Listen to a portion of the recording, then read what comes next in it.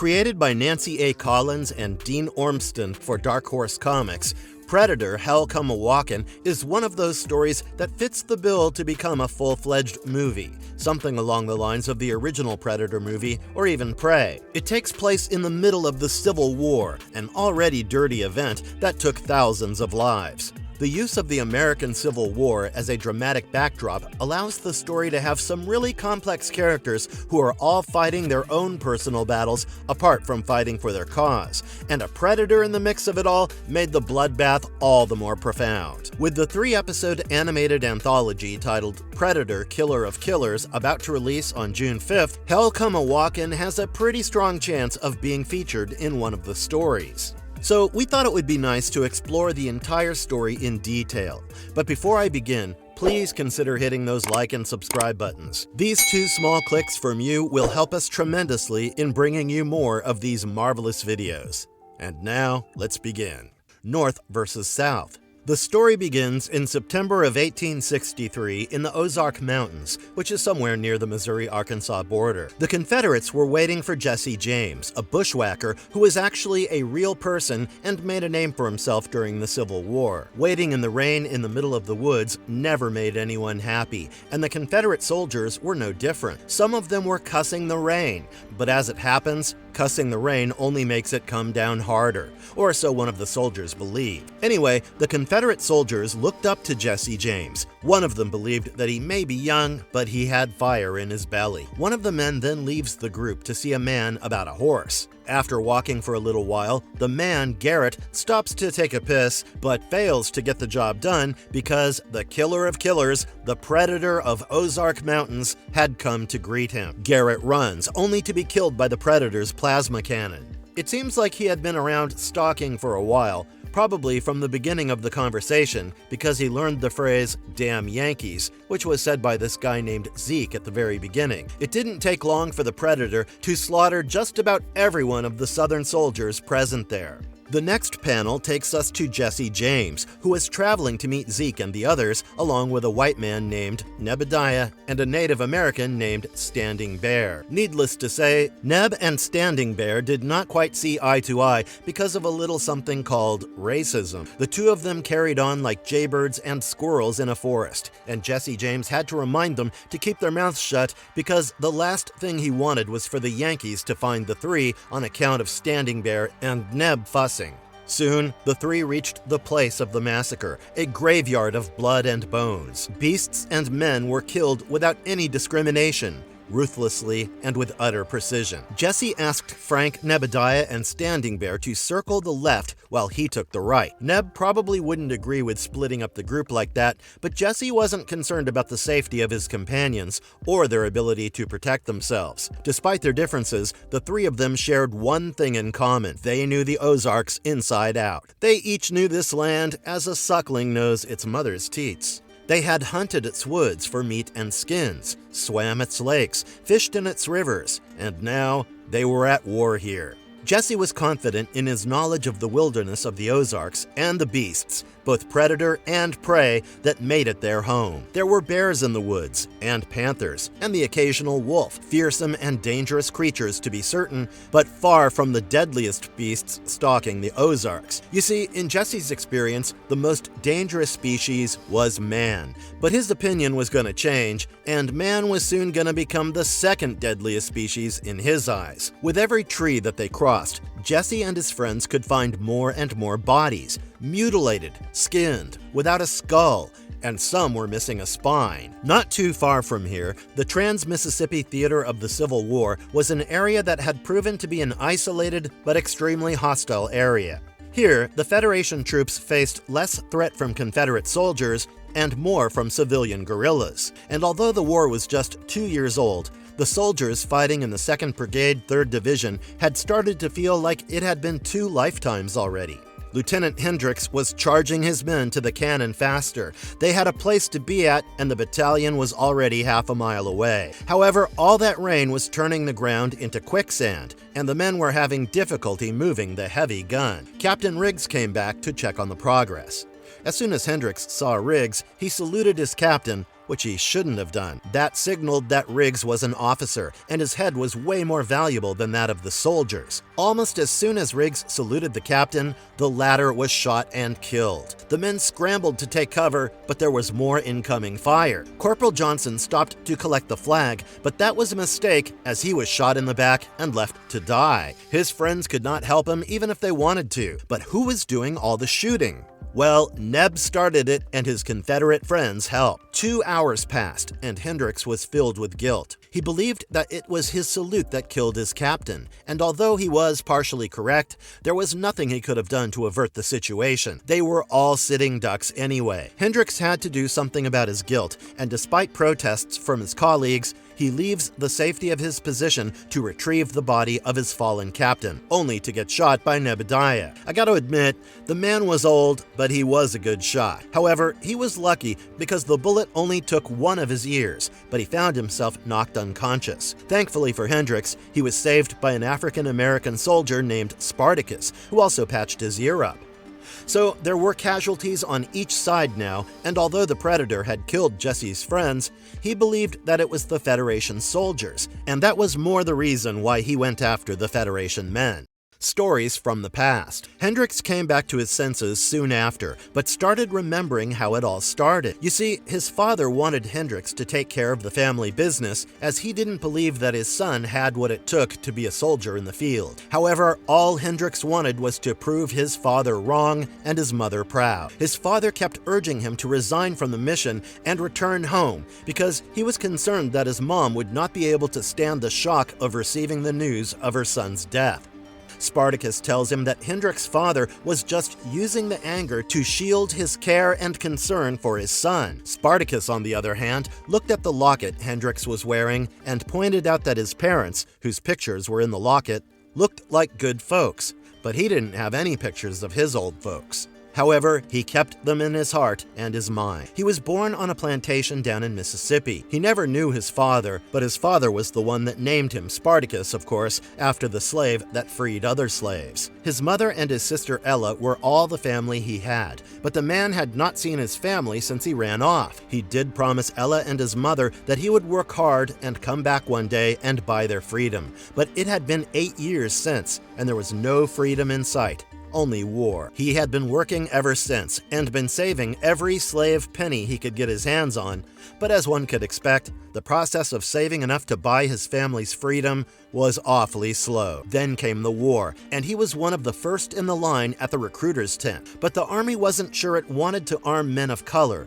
At least not back then. So he started working as a mule skinner, and although he wasn't enlisted as a soldier, he was given a uniform and paid to have his picture taken wearing it. Maybe this was to ensure that the rebels feared the Federation, and it partially worked because the rebels passed an order saying that colored soldiers be killed instead of being taken in as prisoners of war.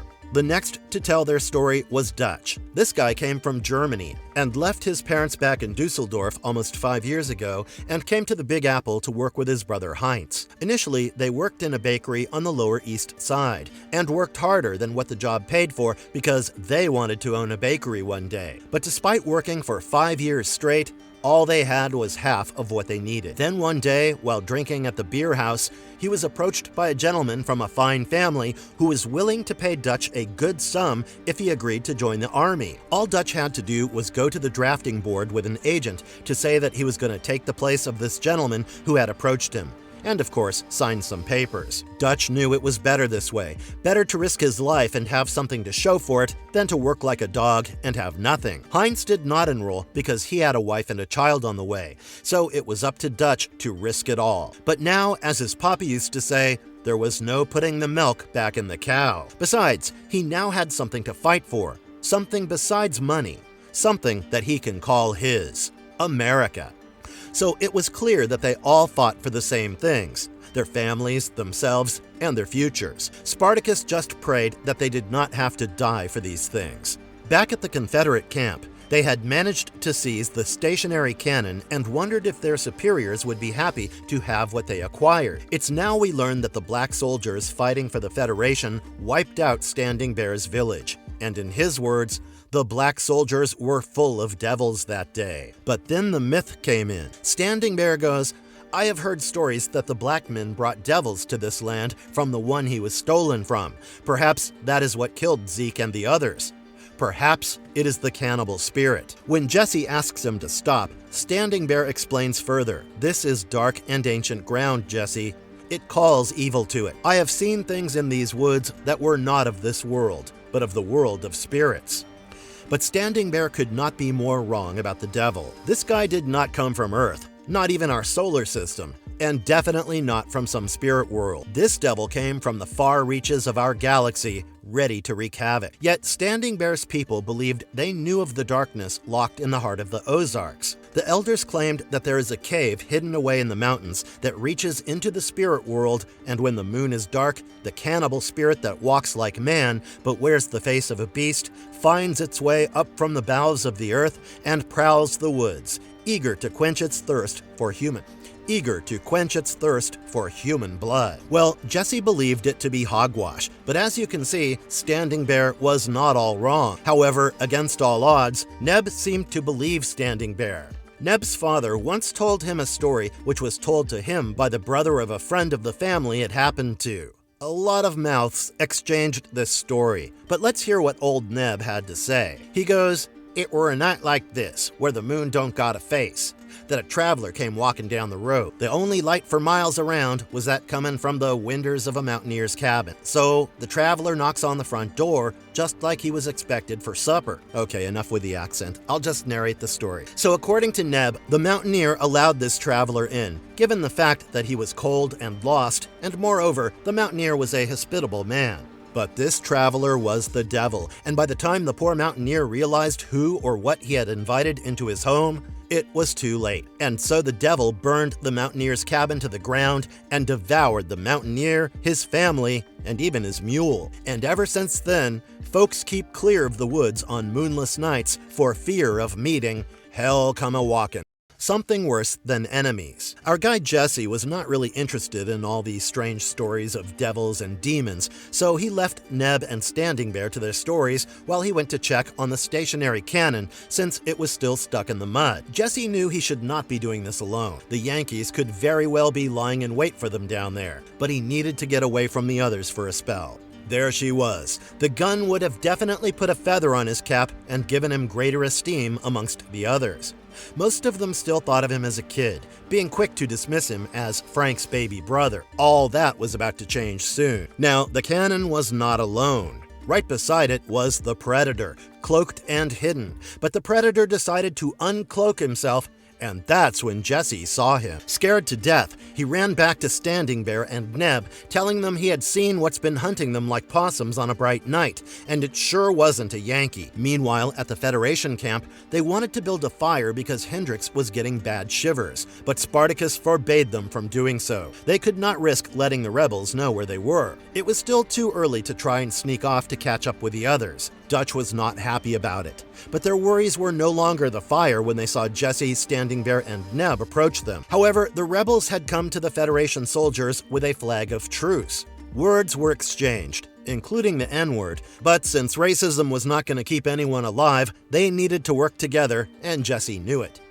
He explains to Spartacus, "Reason we are here talking to y'all and not trying to fill you with lead is on account of what I've seen tonight. Some friends of ours got themselves killed the other night. Killed ugly. What done it took their heads." He tries to convince them of the Predator, calling it the devil, but Spartacus and Hendrix were not in the mood to believe such outlandish stories. Jesse could not blame them for thinking that. Hell, he would have said the same thing an hour ago, but he knew what he saw, and it was not a made-up story. So he tells them that he would not be standing there and talking to the enemy if he did not know there was something a hell lot worse out there. Right about then, a shot from the Predator's plasma caster ripped open all of Standing Bear's ribs, and the next moment, he found himself lying dead on the ground. The 5 survivors started shooting at their common enemy. Neb figured that they had pushed the devil back, but that was far from the truth. Jesse's troubled past. The next panel takes us into the past. We open in Clay County, Missouri. The year is 1863. That day started pretty much like any other. Jesse got up before dawn, had breakfast, and then started his daily chores. He wished he could join his brother fighting Yankees, but at 15, he was still too young to sign up. Jesse was eager to join the CSA. His boying impatience stemmed from the fear that the war might be over by the time he was grown up enough to fight. While he was still doing his thing, he was approached by 2 Federation soldiers, asking him about his brother Frank. You see, Frank was recently sighted in the company of unknown Confederate guerrillas setting fire to a barn belonging to a farmer loyal to the Union. Of course, Jesse was not going to reveal anything, even if he knew something, and the Union soldiers taught him a lesson. Or so they thought. They whipped him within an inch of his life that day. He nearly bit through his lower lip to keep from crying out as their whips laid him open. He would be damned if they would get the satisfaction of hearing him scream. So Jesse fixed his eyes on the bright blue Ozark sky and did his best to block out what they were doing to him. He didn't know how long he lay there, watching the blood seep into the furrowed ground, but when he heard the Yankees finally ride off, he staggered to his feet. He could feel strips of flesh flapping against his back with every step. Thick rivulets of blood traveled down his spine and soaked into the waist of his trousers, then trickled down his buttocks and legs, filling his boots. He feared he would faint dead away, but every time he grew dizzy, he fought back against the blackness. Something told him he had to get home as fast as he could, for he realized that the Yankees had come riding from the house. When he returned home, he saw his mother wailing, along with his younger sister, Susie. You see, they had hanged Jesse's father, but his mother and sister were not able to hold him for long. It was a miracle that Jesse reached home on time to save his father. He asks his mom what went on there while he was gone. The same thing had happened with Jesse's pappy. The Federation soldiers wanted to know the whereabouts of Frank, and when the father refused, the soldiers hanged him. In that moment, Jesse's boyhood came to an end. It was beaten out of him at first, but the final blow came when he saw his father nearly dead, preparing for the final assault. We return to the present day. Some more words are exchanged between Neb and Spartacus about the latter's color, but Jesse intervenes and stops the matter from escalating any further. Hendricks, too, asked the men to let their differences aside and work together if they wanted to survive the night. He did not know what the creature was, but he knew that it was heavily armed, and the only way to win against it was to work together. Lucky for them, they were not defenseless either. They had a cannon to their aid. The night was growing dark, and Neb suggested waiting till sunlight to face the monster again, but Jesse reminded him what it did to the Confederate soldiers and Standing Bear. No way the monster was waiting to attack until they were ready to face it. They had to work quickly and prepare a strong defense, or else all was lost. By all, I mean their lives. As the men did what they had to, the predator of Ozark watched them from a distance, as if biding his time to figure out an attack strategy. Who to attack first? Whose spine to rip next? Spartacus suggested they split up. If it bushwhacked them, then the entire plan was ruined already. They stood a better chance luring it back to the clearing. They wanted the predator to come to them instead of going after it. And let's be honest, they could not go after the predator even if they wanted to. How do you attack something you can't even see? They do split up. Spartacus's heart was beating like a drum, announcing the arrival of an army at war. But his anxiety was only half born from the fear of the creature he had seen earlier. He could not help but be reminded that the last time he was in the woods at night, the circumstances were much the same. A moonless night and the keen awareness that he was being stalked. The only difference was that 8 years ago, his hunters had been humans. Suddenly, he finds Neb pointing a gun at him. Spartacus thought that Neb was finally going to quench his thirst for the blood of a black man, but no. Behind Spartacus was a massive grizzly, and Neb was pointing his gun at the grizzly. The two were about to have a moment of reconciliation, but there was a small issue. Neb could not do it with his head in the hands of the predator. Spartacus fired at the predator, and Jesse, who had heard Neb's gunshot, was already on the way. He too opened fire at the predator. As soon as the two of them got the opportunity, they ran, and the predator too disappeared. At least for now. Meanwhile, Dutch and Hendricks were ready with the cannon. They saw Spartacus and Jesse running towards them, and as soon as they heard that the predator was behind them, they lit up the cannon. Hendricks knew what had to be done, and he knew that it meant a certain violent death no matter the outcome. He sacrificed himself by throwing himself up as bait for the predator, and the alien took the bait. Hendricks ordered Dutch to light up the thing because Dutch was reluctant about killing his own lieutenant, but he follows the command. The cannonball hit the predator, but the creature was still standing. Dutch opened fire at the beast, and while it was distracted, Jesse took the predator's spear and drove it right through the alien's chest. Jesse then shot the predator at point-blank range, finally ending the night of terror. After they killed the devil, there was not much else to talk about, so they buried their dead, or what was left of them, in a weary silence. The only sound greeting the dawn that bleak September morning was that of shovels turning the earth. But the adventure was far from over. Others had heard the commotion, and they had arrived to check out what was happening. And guess who it was? Well, Frank, Jesse's brother, led a party of Confederate soldiers. Frank wanted to take Dutch as a prisoner and kill Spartacus, but our boy Jesse pointed the gun at his own brother, telling him that he cannot allow the Yankees to be hurt. You see, he was raised to repay hurt with hurt and kindness with kindness, and Jesse was not going to shy away from paying his debt to the Union soldiers, without whom he also would have met a certain death. Frank listens to his brother and resorts to honor his wishes. The two parties parted ways. The battle against the predator was won, but the war was still left. And as for Jesse, he realized now that what he saw in the devil's eyes was recognition. It was an acknowledgement of sorts that passes between predators battling to the death, much like the glint in the eye of a panther as the jaws of a wolf closes on its throat. And for the briefest moment, Jesse's flesh crawls, as if someone was already walking over his grave, and that's where the story comes to an end. I must admit, this is one of those few Predator stories that has the potential of becoming a movie. In fact, it's nearly as good as the first movie and Prey, but that's what I think. Let me know what you think about it, and if you liked our content, don't forget to leave a like and subscribe to us if you haven't already. Have a good one and be safe. Thanks, everyone.